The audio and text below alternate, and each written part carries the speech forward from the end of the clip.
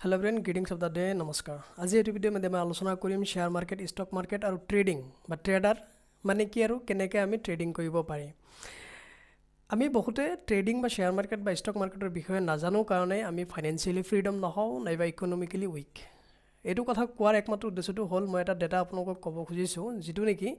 হ'ল আমেৰিকাত 95% মানুহে ট্ৰেডিং বা শেয়াৰ মাৰ্কেটক as a second source of income হিচাপে বাছি লৈছে বা 95% মানুহে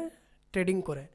ইণ্ডিয়াত সেই গ্ৰাফটো আহি 17%ত সীমিত হৈ থাকে আৰু তাতকৈ দুখ লগা কথাটো হ'ল আমাৰ অসমত অনলি 3% মানুহে শ্বেয়াৰ মাৰ্কেটত বা ট্ৰেডিঙৰ বিষয়ে বা ষ্টক মাৰ্কেটত ইনভেষ্ট কৰে বা সেইটোৰ বিষয়ে তেওঁলোকে জানে। তো বেচিকেলি আমি ফাইনেন্সিয়েলি ফ্ৰীডম নোহোৱাত বা ইকনমিকেলি উইক হোৱাৰ একমাত্ৰ বা এটা কাৰণ এইটো হ'ব পাৰে যে আমি ছেকেণ্ড চ'ৰ্চ অফ ইনকাম বা মাল্টিপল চ'ৰ্চ অফ ইনকাম বা পেচিভ ৱে অফ ইনকামটো নাজানো,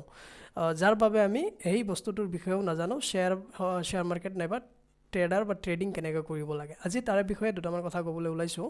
ডিছকাছ কৰিবলৈ ওলাইছোঁ যে আমি শ্বেয়াৰ মাৰ্কেটত যদি ইনভেষ্ট কৰিব খোজোঁ কি বস্তুৰ বিষয়ে আমি জনাটো অতি দৰকাৰ বা আমি কেনেদৰে ষ্টাৰ্ট কৰিব পাৰোঁ। পোনপ্ৰথমে শ্বেয়াৰ মাৰ্কেট বা ষ্টক মাৰ্কেট মানে কি তাৰ বিষয়ে ক'ব ওলাইছোঁ। শ্বেয়াৰ মাৰ্কেট হ'ল ধৰি লওক মই এটা কোম্পানী ৰেজিষ্টাৰ্ট কৰিছোঁ আৰু মোৰ কোম্পানীটো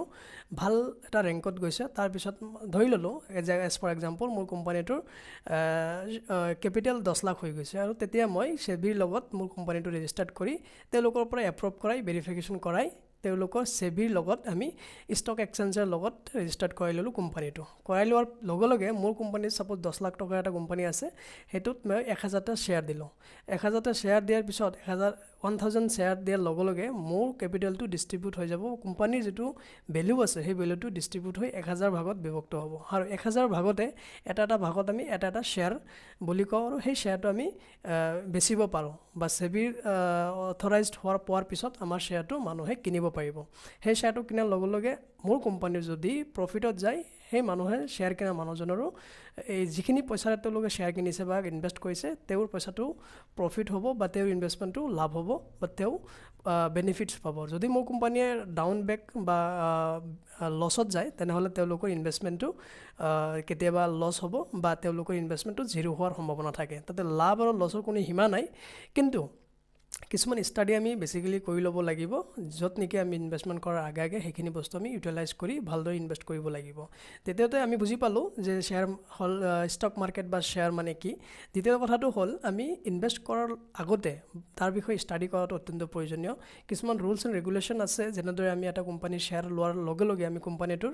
এজ এ শ্বেয়াৰ হোল্ডাৰ হৈ গ'লোঁ, মানে পাৰ্টনাৰৰ নিচিনা হৈ গ'লোঁ। কোম্পানীটোৰ লাভ মোৰ লাভ, কোম্পানীটোৰ লছ মানে মোৰ লছ। কিন্তু কেতিয়াবা মানুহে কি হয় তেওঁলোকে নাজানি ভালদৰে ষ্টাডি নকৰাকৈ হিউজ কোৱান্টিটিত শ্বেয়াৰ কিনি লয় আৰু হিউজ ইনভেষ্টমেণ্ট কৰি দিয়ে য'ত নেকি তেওঁলোকে লছ ভোগ কৰিবলগীয়া হয়। আপোনালোকে বহুতে স্কেম 1992 বা তেনেকুৱা ধৰণৰ বহুত শ্বেয়াৰ মাৰ্কেট বা ষ্টক মাৰ্কেটৰ ওপৰত হোৱা ৱেব ছিৰিজ বা কিছুমান চিনেমা চাইছে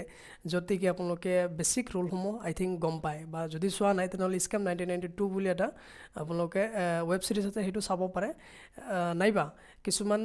ৱেব পেজ বা ৱেবছাইটৰ থ্ৰুত আপোনালোকে ডিটেইলছ ষ্টৰি জানিব পাৰে যে শ্বেয়াৰ মাৰ্কেটত কেনেধৰণৰ লাভ বা লছ বা কেনেধৰণৰ মেকানিজম হয়। তৃতীয় কথাটো হ'ল শ্বেয়াৰ মাৰ্কেটত ইনভেষ্ট কৰাৰ আগতে আপোনাৰ এটা ৰিস্ক মেনেজমেণ্ট প্লান থাকিব লাগিব যে আপুনি 10,000 টকালৈ ইনভেষ্ট কৰিব আহিছে, মিনিমাম 3 বা 4 বছৰৰ কাৰণে আপুনি শ্বেয়াৰ মাৰ্কেটত পইচাখিনি ৰাখিব, ইনভেষ্ট কৰিব, বা তাৰে 5% এটা ৰিস্ক বা লছেছ আপুনি মেনেজ কৰিব পাৰিব বুলি সেইখিনি এটা আপোনাৰ কনফিডেঞ্চ থাকিব লাগিব। কিছুমান কি হয় 10,000 টকা লৈ আহি অপশ্যন ট্ৰেডিঙত সোমাই যায়, অপশ্যন ট্ৰেডিঙত 2 দিনতে তেওঁৰ পইচা ফিনিছ আৰু তেতিয়া কি কয় শ্বেয়াৰ মাৰ্কেট যোৱা। কিন্তু সেইটো বস্তু নহয়। আপুনি শ্বেয়াৰ মাৰ্কেটত যদি আপুনি কাম কৰিব আহিছে বা আপুনি ইনভেষ্ট কৰিব আহিছে, আপোনাৰ লং টাৰ্ম আপুনি এজ এ ইনভেষ্টৰ হিচাপে কাম কৰিব লাগিব। তাৰপিছত আপুনি এজ এ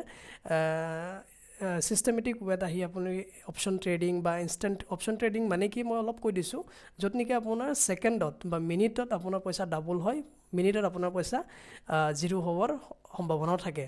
মানে মাল্টিপুল তাতে আপোনাৰ চেঞ্জেছ আহে আপোনাৰ ইনভেষ্টমেণ্টৰ প্ৰফিট লছত চ' সেইটো হ'ল অপশ্যন ট্ৰেডিং চ' সেই বস্তুসমূহ আমি আগতে জানিব লাগিব তাৰপিছত আমি ফাইনেন্সিয়েলি ফ্ৰীডম বা আমি শ্বেয়াৰ মাৰ্কেট ষ্টক মাৰ্কেটকে সেইবিলাক বস্তু আমি ইনভেষ্ট কৰিব পাৰিম সেইবিলাক বস্তুত বা আমি ফাইনেন্সিয়েলি ফ্ৰীডম হ'ব পাৰিম চ' শ্বেয়াৰ মাৰ্কেটৰ বিষয়ে আৰু অধিক জানিবৰ বাবে আপোনালোকে 3টামান মই ইউটিউব চেনেল আৰু কেইটামান ৱেবছাইটৰ কথা কৈছোঁ যেনেদৰে ঘনশ্যাম টেক বুলি এটা ইউটিউব চেনেল আছে তাত আপুনি বেছিকৰ পৰা আৰম্ভ কৰি প্ৰ' লেভেললৈকে শ্বেয়াৰ মাৰ্কেটৰ বিষয়ে জানিব পাৰিব আগৰৱালৰ এটা আছে চেনেল আগৰৱাল চেনেল বুলি আছে আপোনাৰ সেইটো মুকুল আগৰৱাল সেইটো ইউটিউব চেনেলৰ পৰা আপুনি বহুত ইনফৰমেশ্যন পাব কিছুমান ৱেবছাইট আছে যেনেদৰে ট্ৰেডিং বিউ গ্ৰ' জিৰ'দা সেইবিলাক প্লেটফৰ্মৰ জৰিয়তে আপুনি বেছিক ইনফৰমেশ্যনখিনি পাব পাৰিব শ্বেয়াৰ মাৰ্কেটৰ বিষয়ে আমি শ্বেয়াৰ মাৰ্কেট বা ষ্টক মাৰ্কেটত ইনভেষ্ট কৰাটো অত্যন্ত প্ৰয়োজনীয় যদি আমি আগন্তুক 5-10 বছৰৰ ভিতৰত আমি অসমক নাইবা আমাৰ দেশক নাইবা আমি নিজকে ফাইনেন্সিয়েলি ফ্ৰীডম কৰিব খুজিছোঁ তেনেহ'লে আমি শ্বেয়াৰ মাৰ্কেটত ইনভেষ্ট কৰাটো অত্যন্ত প্ৰয়োজনীয় but after reading all the instruction বা তাৰ বিষয়ে নলেজ লৈ তাৰপিছতহে আমি ইনভেষ্ট কৰিব লাগিব ধন্যবাদ